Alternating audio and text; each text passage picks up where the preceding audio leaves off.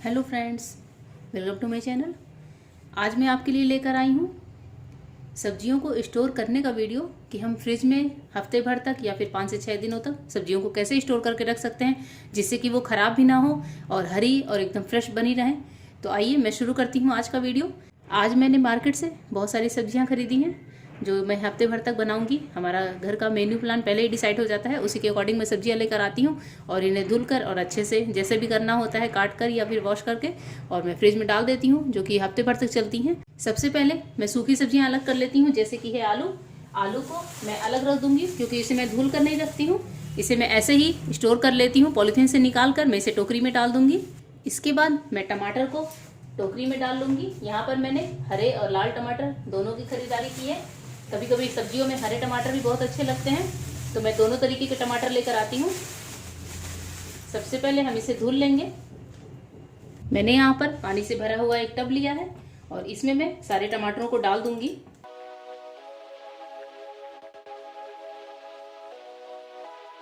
टमाटरों को अच्छे से रगड़ रगड़ कर हाथ से धुलेंगे जिससे इनकी मिट्टी निकल जाए। साथ ही इनका ये ऊपर का ये डंठल भी मैं तोड़ दूंगी, इसे हटा देंगे हम। अब यहाँ पर मैं लाल और हरे टमाटरों को अलग अलग कर लूँगी। मैं लाल टमाटर एक जगह रखूँगी जो कि सब्जियाँ बनाने में काम आएंगी। साथ ही हरे टमाटर चटनी वगैरह में काम आते हैं या फिर किसी रसे वाली सब्जी में, जिससे इनका स्वाद अलग टाइप का आता है। तो मैं दोनों को अलग अलग करके रखती हूँ।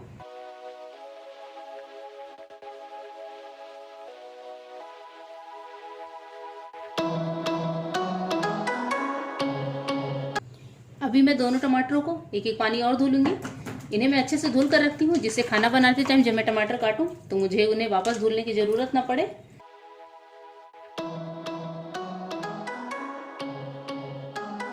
लाल और हरे दोनों तरह के टमाटरों को मैंने यहाँ पर एक टॉवेल पर बिछा दिया है, किचन काउंटर टॉप पर ही। और जब भी 1-2 घंटे में ये अच्छे से सूख जाएंगे, मैं इन्हें पोंछ कर इनका पानी अच्छे से सुखा लूँगी। तब मैं इन्हें फ्रिज में बंद करके रखूँगी। टमाटर का पानी लगभग सूख चुका है, तो अब मैं इसे एक बार ऐसे ही हल्के हाथों से कपड़े से पोंछ कर और टोकरी में डालकर वापस से फ्रिज में रखूँगी। मार्केट में इस तरह के जिप लॉक बैग आते हैं, तो इन्हें लेकर आप सब्जियां इनमें डालें। इसमें सब्जियां बिल्कुल भी ख़राब नहीं होती हैं। इस तरीके से लाल और हरे टमाटर मैंने अलग अलग स्टोर कर लिए हैं। मैं पहले लाल टमाटरों को खर्च करूंगी, उसके बाद हरे का नंबर आएगा। तब तक उतनी देर में क्या होता है, 2 से 3 दिन में हरे टमाटर थोड़े और पक जाते हैं। टमाटर के बाद अब मैं खीरों को वॉश कर लूँगी। खीरे को भी टमाटर की तरह साफ पानी से वॉश कर लेंगे। इसे भी हम किसी छन्ने में रख देंगे वॉश करने के बाद, जब तक इसका पानी ना झड़ जाए अच्छे से।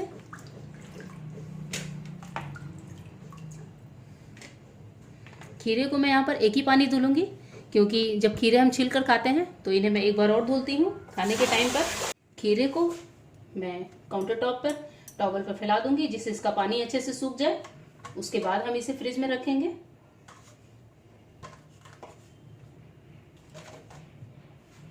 इसे मैं थोड़ी देर के लिए छोड़ दूंगी।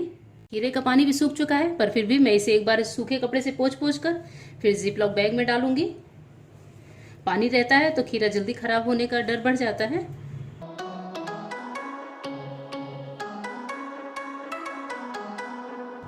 खीरे को मैंने जिप लॉक बैग में डाल लिया है। अब हम इसे फ्रिज में स्टोर करके आराम से रख सकते हैं और ये खीरा हफ्ते 10 दिन तक ख़राब नहीं होता। मैं इस तरह से जब भी खीरा लाती हूँ 1 किलो 2 किलो तो पूरे हफ्ते चलाती हूँ। सलाद में इसका यूज़ करती हूँ या फिर बेटी है उसे बहुत ज़्यादा पसंद है, तो जब भी वो बोलती है उसे छील कर खाने को दे देती हूँ। ये खीरा बिल्कुल भी ख़राब नहीं होता। मिर्चों को भी हम पहले एक पानी से वॉश कर लेंगे अच्छे से।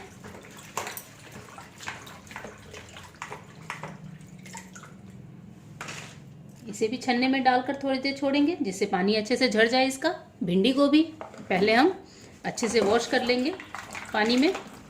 भिंडी में ज़्यादा मिट्टी होती है तो इसे हम 2 बार वॉश करेंगे।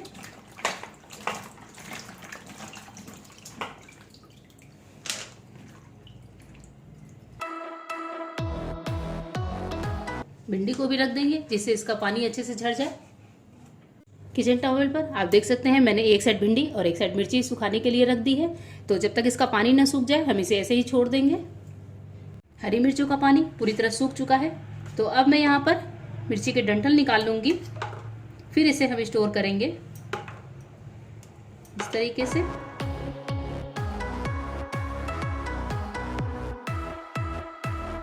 मिर्ची का सारा नाका निकालने के बाद आप देख सकते हैं मिर्ची कितनी बढ़िया दिख रही है।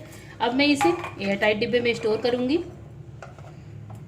इस तरह से डंठल तोड़ी हुई मिर्ची हफ्ते 10 दिन तक बिल्कुल भी ख़राब नहीं होती। इसे जब चाहें आप यूज़ करें।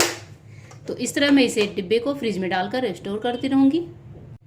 भिंडी का भी पानी काफ़ी अच्छे तरीके से सूख चुका है। आप देख सकते हैं भिंडी एकदम सूखी है। तो अब मैं भिंडी को जिपलॉक बैग में स्टोर कर लूँगी।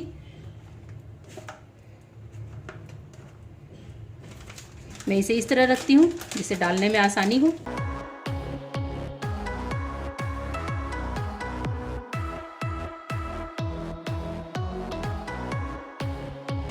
इस तरह से इसे जिपलॉक बैग में डालने के बाद जिप अच्छे से बंद करेंगे और फिर फ्रिज में रख देंगे। तो ये भिंडी हफ्ते दिन तक ख़राब नहीं होगी, आराम से चल जाएगी। जब भी आपको सब्जियां बनानी हो आप इसे निकालें और आराम से बस इसके ऊपर और नीचे का नाका काटें, इसे काट लें और सब्जी छौंक दें। पत्ता गोभी जब मैं मार्केट से लाती हूँ तो मैं इसके ऊपर के एक परत निकाल देती हूँ। इसके जो ऊपर के छिलके होते हैं वो थोड़े पीले होते हैं या गंदे होते हैं। और इसके बाद मैं इसे चॉप करके रखती हूँ इस तरीके से। आप देख रहे होंगे कि बहुत छोटी छोटी पत्ता गोभी है। यहाँ की लोकल मार्केट में बहुत छोटी पत्ता गोभी मिल जाती है। इस तरह से अगर हम लंबी कटिंग करें पत्ता गोभी की तो ये हर तरह की सब्जी में काम आएगी। जैसे नूडल्स हो, मिक्स वेज हो या फिर कोई पुलाव वगैरह अगर हम बनाते हैं तो इस तरह से ये हर तरह की सब्जी में काम आ जाती है। मैं इस तरह से चॉप करके इसे डिब्बे में या फिर जिपलॉक बैग में रखती हूँ। इसके बाद मैं पत्ता गोभी को इस तरह के किसी एयर टाइट डब्बे में स्टोर करके फ्रिज में डाल दूँगी। और जब भी हमें ज़रूरत लगेगी तब हम इसमें से निकाल कर और खर्च करते रहेंगे।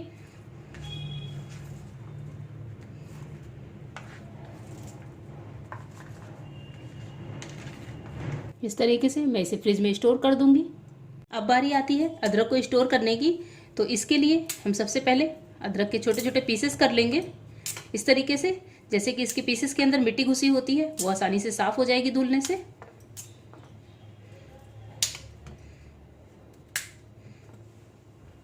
अदरक के पीसेस करने के बाद अदरक को पानी से भरे बर्तन में डालकर अच्छे से रगड़ रगड़ कर इसकी मिट्टी साफ़ करेंगे, जिससे कोने कोने में अगर कोई मिट्टी लगी हो तो वो साफ़ हो जाए। अदरक को हम 2 से 3 पानी धुलेंगे। मैं इसका पानी एक बार और चेंज करती हूँ। यहाँ पर मैंने अदरक को एक न्यूज़पेपर पर सूखने के लिए रख दिया है। कभी कभी क्या होता है अदरक की मिट्टी से या फिर इसके रस से थोड़ा कपड़ा खराब हो जाता है, इसलिए मैं इसे टॉवल पर नहीं डालती हूँ। इसे न्यूज़पेपर पर ही हम सुखा लेंगे। अदरक का पानी अच्छे से सूख चुका है। तो अब हम इनके सबसे पहले छिलके उतार लेंगे। यहाँ पर मैंने छिलके की एक ही टोकरी रखी है जिसमें मैं सारी सब्जियों के छिलके इकट्ठे कर रही हूँ। आप देख सकते हैं इस तरह से आपका किचन गंदा भी नहीं होता। मैंने किचन टिप्स में ये टिप्स दी भी है, आप मेरे वीडियो में चेक कर सकते हैं। जितने भी अदरक के गंदे छिलके हैं जो आपको गंदे लग रहे हैं उन्हें आप अच्छे से खुरच के निकाल दें।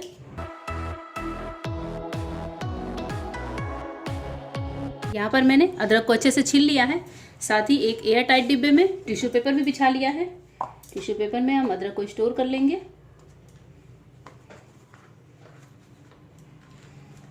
और वापस से इसी टिश्यू पेपर से मैं अदरक को ढक दूंगी, जिससे इसमें किसी भी तरह की कोई नमी ना जाए। और अच्छे से ढककर हम इसे फ्रिज में स्टोर करेंगे। इस तरह से धुली और छिली हुई अदरक आराम से 10 से 12 दिनों तक चल जाती है। लौकी को स्टोर करने के लिए मैं इसे क्या करती हूँ कि पहले मैं इसे छील लेती हूँ अच्छे से, फिर इसे काट कर और बैग में स्टोर करती हूँ।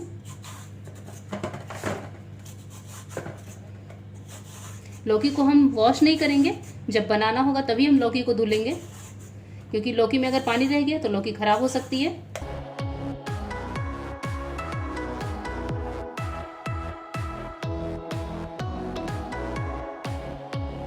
लौकी को अच्छी तरह से छीलने के बाद इसे मैं बड़े टुकड़ों में काट कर रखूँगी, क्योंकि मैंने आपको पहले भी बताया कि हमारे यहाँ मेन्यू लगभग डिसाइड होता है।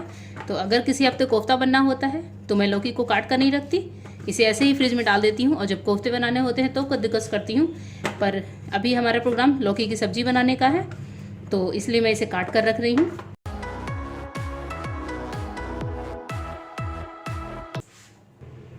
कटी हुई लौकी को मैं इस तरह के किसी एयर टाइट डिब्बे में स्टोर करके रखूँगी। आप चाहें तो इसे जिप लॉक बैग में भी डाल सकते हैं।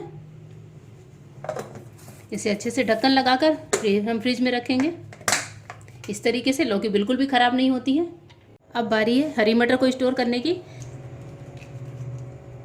यहाँ पर मैं सारे मटर के दाने एक साथ छिलकर डब्बे में रख लेती हूँ। जैसे जैसे ज़रूरत होती है इनका यूज़ करते जाते हैं।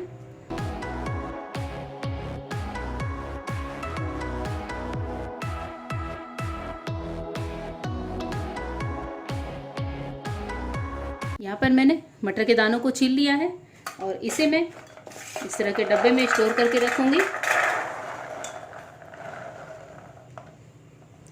इस तरह से स्टोर किए हुए मटर के दाने फ्रिज में आराम से 8 से 9 दिनों तक या 10 दिनों तक चल जाते हैं। मटर के दानों को साल भर तक स्टोर करने की विधि मैंने अपने चैनल पर अपलोड की है, आप चाहें तो चेक कर सकते हैं। तो अब इस डब्बे को मैं फ्रिज में रख दूंगी। अब बारी है धनिया पत्ती को स्टोर करने की। धनिया पत्ती को स्टोर करने के लिए हम इसके हरे पत्ते छांट लेंगे, मोटे डंठल में अलग कर देती हूँ। साथ ही इस तरह की पीली पत्तियों वाले धनिया हटा देंगे हम। यहाँ पर मैंने धनिया पत्ती को उसके मोटे डंठल से अलग कर दिया, साथ ही पीली पत्तियाँ भी छांट दी हैं। तो सबसे पहले हम इन्हें 2 से 3 पानी वॉश कर लेंगे। धनिया पत्ती को पानी से भरे हुए बर्तन में डालें और अच्छे से वॉश करेंगे। 2 से 3 पानी चेंज करके फिर इसे हम रखेंगे। 3 पानी धुलने के बाद अब मैं इसे छन्ने में डाल दूंगी। धनिया का पानी अच्छे से झड़ने देंगे। धनिया की पत्तियों को भी मैंने यहाँ पर न्यूज़पेपर पर ही फैलाया है, क्योंकि कभी कभी धनिया की पत्तियों का दाग कपड़े पर लग जाता है, तो मैं इसे न्यूज़पेपर पर ही फैलाती हूँ और काफ़ी अच्छे से ये सूख भी जाते हैं। आप चाहें तो धनिया की पत्तियों को पंखे की हवा में भी सुखा सकते हैं। धनिया की पत्तियाँ भी बहुत अच्छे से सूख चुकी हैं, तो मैं इनका भी स्टोरेज दिखाती हूँ आपको। मैंने एक एयरटाइट डिब्बा लिया है इस तरीके का और इसमें मैंने टिश्यू पेपर बिछाया है। अब इस टिश्यू पेपर के अंदर हम धनिया की पत्तियाँ रख लेंगे।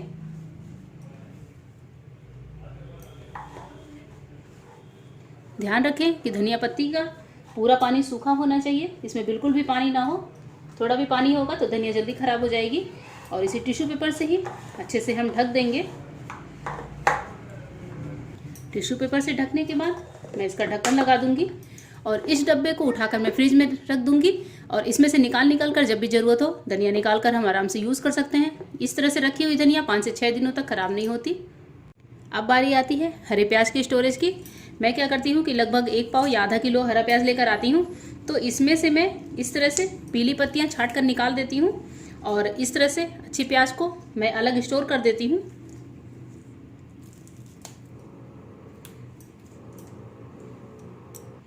ध्यान रखें कि हमें प्याज के ऊपर की इस तरह की गंदी परत को हटाना है, इसे नहीं काटना। इसके काटते ही प्याज हमारा जल्दी ख़राब होने लगता है।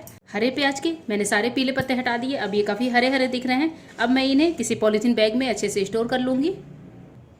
हरे प्याज के स्टोरेज के लिए मैंने यहाँ पर ऐसा पॉलीथीन बैग लिया है जिसमें ये गम लगा होता है और आसानी से इसे चिपकाया जा सके, क्योंकि जिप लॉक बैग में हरे प्याज नहीं आते। तो इस तरह से मैं प्याज को इसमें स्टोर कर दूँगी इस तरीके से। अब इसे निकाल कर और मैं अच्छे से चिपका दूंगी जिसमें इसमें हवा ना पास हो किसी भी तरह की। और इस तरह का हरा प्याज मैं आसानी से बास्केट में स्टोर कर सकती हूँ और जब ज़रूरत हो तो निकाल कर इसे काट कर यूज़ करें। इसमें थोड़ा टाइम तो ज़रूर लगता है, पर कभी भी कटे हुए प्याज का यूज़ ना करें।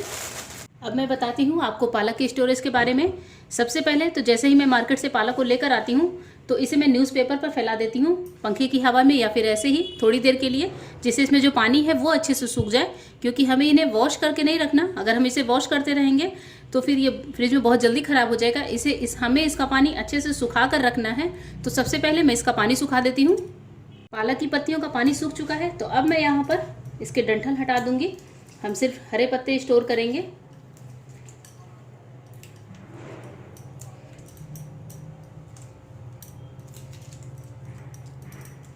जो पीले पत्ते हों उन्हें आप हटा दें। पीले पत्तों की वजह से बाकी की पत्तियां भी खराब हो जाती हैं जल्दी ही।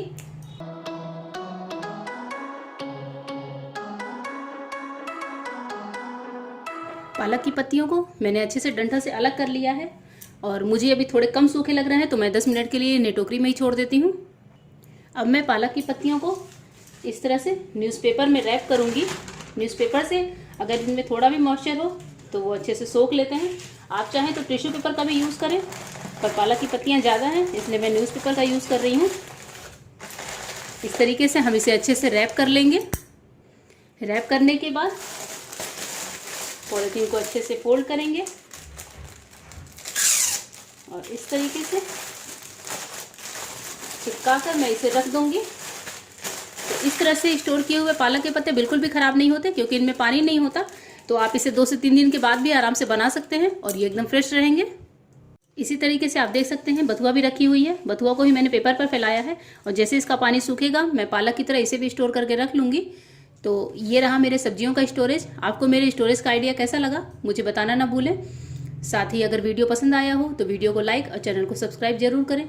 फिर मिलती हूँ आपसे एक नई और इनोवेटिव वीडियो के साथ। तब तक के लिए गुड बाय। Thank you.